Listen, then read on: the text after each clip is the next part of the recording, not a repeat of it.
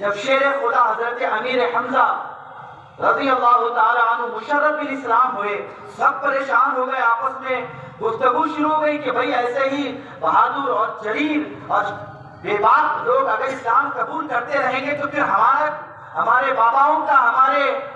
داداؤں کا جو دین ہے وہ دین تو پھر ختم ہو جائے گا۔ حضرت عمر یوں 25-26 سال کے نوجوان ہیں اور طبیعت میں جوش ہے، مزاج میں پھرتی ہے اور بڑے ہی تیز ترار ہیں، اور 25-26 سال کی عمر اور گھر میں گھوم رہے ہیں تلوار لے کر۔ یہ مشورہ بنتا ہے کہ اب میں جا کر معاذ اللہ حضور کو شہید کر دوں گا۔ ننگی تلوار لے کر عمر بن خطاب باہر نکلتے ہیں اور راستے سے گزرتے ہیں، اور نعیم بن عبداللہ ایک صحابی رسول جنہوں نے ایمان قبول کیا تھا لیکن اپنے ایمان کو ظاہر نہیں کیا، اور راستے میں حضرت عمر سے ملے اور ننگی تلوار عمر لے کر چل رہے ہیں۔ نعیم بن عبداللہ نے روکا، پوچھا عمر کہاں کا ارادہ ہے؟ کہا آج تو معاذ اللہ ثم معاذ اللہ محمد صلی اللہ علیہ وسلم کو میں آج شہید کر دوں گا، اور میں آج ان کی زندگی کا چراغ بجھا دوں گا۔ جب ان کی آنکھوں میں خون اترا ہوا دیکھا تو نعیم بن عبداللہ نے کہا عمر پہلے ذرا اپنے گھر کی تو خبر لے لے۔ حضرت عمر نے پوچھا کیوں، کیا ہوا؟ نعیم بن عبداللہ نے کہا تمہیں معلوم نہیں کہ تمہارا بہنوئی سعید بن زید اور تمہاری بہن، سگی بہن فاطمہ یہ محمد کی غلام بن چکی ہے، یہ حلقہ اسلام میں داخل ہو چکی ہے، یہ مسلمان ہو چکی ہیں۔ پہلے ان سے بعد میں نپٹنا، پہلے اپنے گھر کی خبر لے لے۔ اب وہ جو غصہ حضور کی طرف تھا اب وہ سارا منتقل ڈائیورٹ ہو گیا بہن اور بہنوئی کی طرف کہ میں پوری دنیا پر ظلم کر رہا تھا کہ تم کیسے محمد کا کلمہ پڑھو گے صلی اللہ علیہ وسلم، اور کیسے اپنے باپ داداؤں کا دین چھوڑو گے؟ میں دنیا کے اوپر ظلم و ستم کر رہا تھا اور میرے گھر میں یہ آگ لگی ہوئی ہے۔ ان کے سوچ کے مطابق وہ دوڑے گئے، تلوار ویسے ہی لی، گئے اپنی بہن کے گھر، اور جیسے ہی دروازے پر گئے اللہ اکبر، قرآن پڑھنے پڑھانے کی آواز آ رہی تھی، قرآن کی تلاوت کی جا رہی تھی، ورد کیا جا رہا تھا، اور ایک صحابی رسول اندر بیٹھ کر حضرت عمر کی بہن کو اور بہنوئی کو قرآن سکھا رہے تھے۔ حضرت عمر نے جب وہ رکعت کان پر پڑھی آپ نے زور سے دروازہ کھٹکھٹانا شروع کیا، اور جو ہی دروازہ کھٹکھٹانا شروع کیا اس دروازے کے کھٹکھٹانے پر بہن کو اندازہ ہو گیا عمر بڑے جو ہے عجب مزاج میں آئے ہیں، آج ان کے تیور جدا دکھ رہے ہیں، انداز جدا دکھ رہا ہے۔ پہلے وہ صحابی کو آپ نے چھپا دیا اور پھر آپ جو ہے دروازہ کھولنے کے لیے گئی، اور جو ہی دروازہ کھولا حضرت عمر اپنی بہن کو مارنے لگ گئے، حتیٰ کہ ان کی سر سے خون آنے لگا۔ وہاں سے بہنوئی آ کر ہاتھ پکڑنے لگے، بہنوئی کو بھی آپ نے خوب پیٹا، حتیٰ کہ دونوں لہو لہان ہو گئے۔ حضرت عمر کی بہن کے سر سے خون بہ رہا ہے، حضرت عمر کے تمام تیور وہ دیکھ رہے ہیں، بہنوئی بھی دیکھ رہے ہیں، بہن بھی دیکھ رہے ہیں۔ اتنا جلیل، اتنا بہادر کہ جہاں سے گزرتا لوگ نگاہیں نیچے کرتے، ایسا بہادر، اور یہ مار رہا ہے اپنی بہن کو بھی، اپنی بہنوئی کو بھی، لیکن قربان جائیں قرآن کا نور جو ہوتا ہے وہ دلوں کے اندھیرے کو دور کر دیتا ہے۔ قرآن وہ طاقت ہے جو کمزوروں کو بہادر بنا دیتی ہے، بزدلوں کو بھی بہادر بنا دیتی ہے، وہ ایمان کا جذبہ اور حرارت بھر دیتی ہے کہ حق سر چڑھ کر بولتا ہے۔ حضرت عمر کی بہن کہنے لگی اے عمر جو کرنا ہے کر لے، اب یہ دل اسلام سے مانوس ہو چکا ہے، مصطفیٰ کا کلمہ پڑھ چکے ہیں، تجھے جو کرنا ہے کر لے، اب اسلام کے دامن سے دور نہیں ہو سکتے، تجھے جو کرنا ہے کر لے، اب پلٹ نہیں سکتے، اب واپسی کا کوئی راستہ نہیں۔ حضرت عمر نے یوں اپنی بہن کے اس لہجے کو دیکھا، اس لہجے کو دیکھا کہ وہ لوگ جو نگاہیں اٹھا کر دیکھتے نہیں تھے اس صنف نازک میں، خواتین جسمانی اعتبار سے مرد کے مقابلے کمزور ہوتی ہیں، اسی لیے صنف نازک کہتے ہیں۔ تو حضرت عمر نے یوں دیکھا اس کی زبان میں اتنی ہمت کیسے آئی، اس کے الفاظ میں اتنی سختی کیسے آئی، اس کے حوصلوں میں اتنی بلندی کیسے آئی اور یہ اتنی نڈر کیسے بن گئی؟ اور جب تھوڑا سا شفقت آئی کہ بہن ہے، دیکھتے ہیں کہ سر سے خون بہ رہا، چہرہ لہو لہان پڑا ہوا،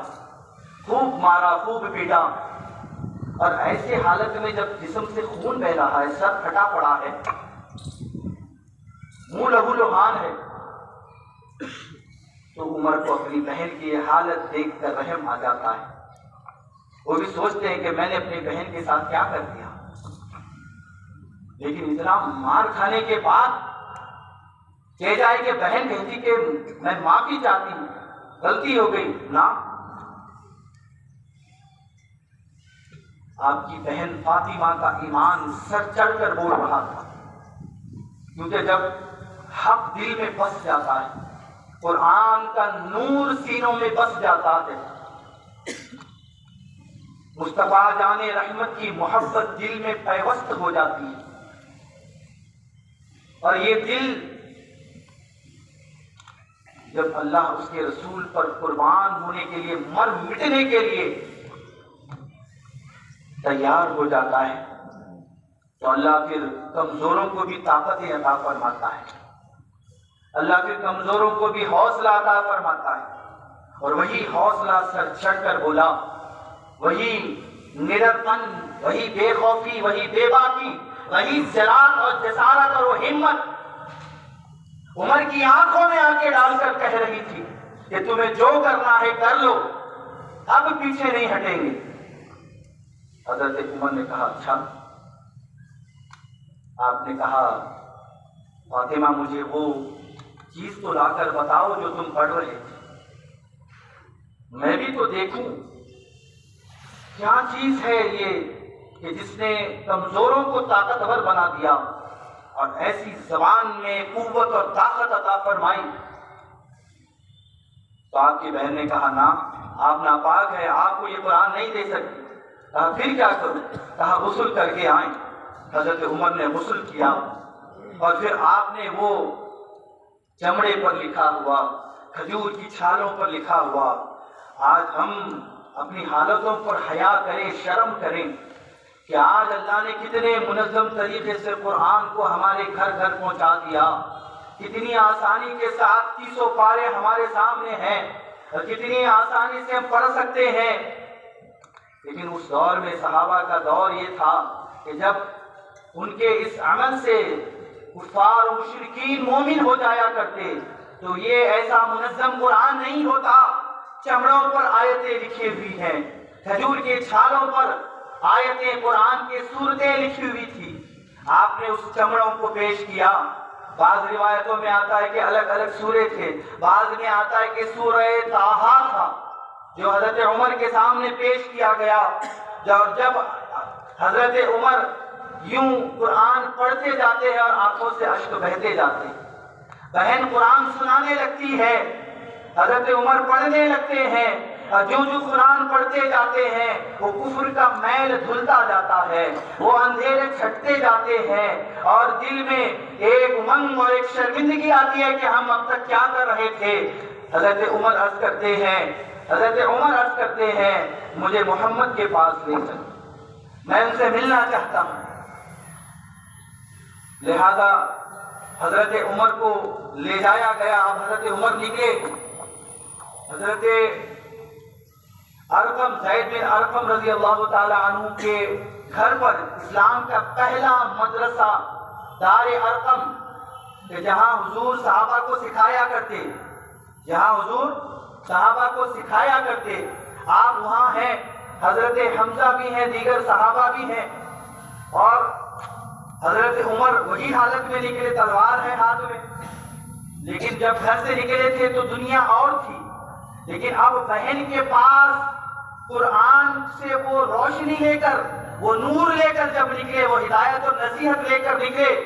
اب عمر کے تیور تھوڑے بدلے ہوئے تھے اور تلوار اسی طرح ہاتھ میں ہے، دار ارقم میں حضور ہیں، حضرت حمزہ ہیں، صحابہ ہیں، اور صحابہ دیکھتے ہیں عمر آ رہے ہیں، ہاتھ میں تلوار ہے، پتہ نہیں ارادے کیا ہیں۔ حضرت حمزہ فرماتے آنے دو، اگر اچھے نیت سے اخلاص سے آ رہا ہے استقبال ہے، اگر کوئی غلط ارادے سے آئے گا اسی کی گردن ہوگی اور اسی کی تلوار ہوگی۔ لہذا حضرت عمر پھر بدلی کیفیت ہے، جیسے ادارے اعظم میں آتے ہیں صحابہ یوں بازوؤں کے بل پکڑ لیتے ہیں، اور جو ہی بازوؤں کے بل پکڑتے ہیں حضور فرماتے اسے چھوڑ دو، اسے چھوڑ دو، اس کے تیور بدلے ہوئے، کیونکہ حضور جانتے تھے، کیونکہ حضور حضرت عمر کے صرف چہرے کو نہیں، حضرت عمر کے دل کی بدلی ہوئی دنیا کو دیکھ رہے تھے۔ آپ نے فرمایا چھوڑ دو اسے، صحابہ نے کاندھا چھوڑ دیا، حضور اٹھے، آپ نے حضرت عمر کے کپڑے کو یوں پکڑ کے جھٹکا، اور جھٹک کر آپ کے سینے پر ہاتھ پھرا کر کہا اے عمر، کیا ابھی وہ وقت نہیں آیا کہ تم اسلام قبول کر لو؟ حضرت عمر کی آنکھوں سے آنسو روا ہیں، دیکھتے جاتے ہیں حضور کا چہرہ، روتے جاتے ہیں۔ حضور نے آپ کے سینے پر جب ہاتھ رکھا کہا اللہم اہدی قلبہ، اے اللہ عمر کے دل کو ہدایت عطا فرما۔ حضور کا دست اقدس آپ کے سینے مبارک پر رکھنا تھا، آپ کا دعا فرمانا تھا۔ وہ جو وہاں سے بہن کے گھر سے لے کر دنیا بدلتے اور کفر کے اندھیرے چھٹتے جب حضور کی بارگاہ میں آئے، حضور نے دعا کی اللہ اس کے دل کو ہدایت دے دے۔ حضرت عمر سے بے ساختہ نکلا میں گواہی دیتا ہوں اللہ کے سوا کوئی معبود نہیں اور آپ اللہ کے رسول ہیں۔ سبحان اللہ۔ آپ نے کلمہ پڑھا مسلمان ہو، اور جب آپ نے کلمہ پڑھا تو پھر حضور کی زبان سے نکلا نعرہ تکبیر اللہ اکبر، اور حضور کا اللہ اکبر کہنا تھا، صحابہ بھی پکار اٹھے اللہ اکبر۔ راوی بیان کرتا ہے ایسے گونج ہوئی کہ گویا مکہ کی وادیوں میں وہ نعرہ تکبیر کی آواز گونجنے لگی، حتیٰ کہ بعض فضائل کی روایتوں میں آتا ہے آسمان کے فرشتے بھی آفرین پکار اٹھے، کیونکہ عمر کے اسلام لانے سے صرف مسلمان نہیں آسمان کے فرشتے بھی خوشیاں منانے لگے، کیونکہ یہ عمر کا اسلام لانا مسلمانوں کے لیے عزت تھا۔ حضور نے دعا فرمائی تھی ان دو میں سے ایک کے ذریعے سے اسلام کو طاقت عطا فرما۔ تو عمر کا اسلام لانا اسلام کو تقویت دینے والا بنا۔ لیکن عزیزان ملت اسلامیہ، اس واقعے کے تناظر میں جو ٹرننگ پوائنٹ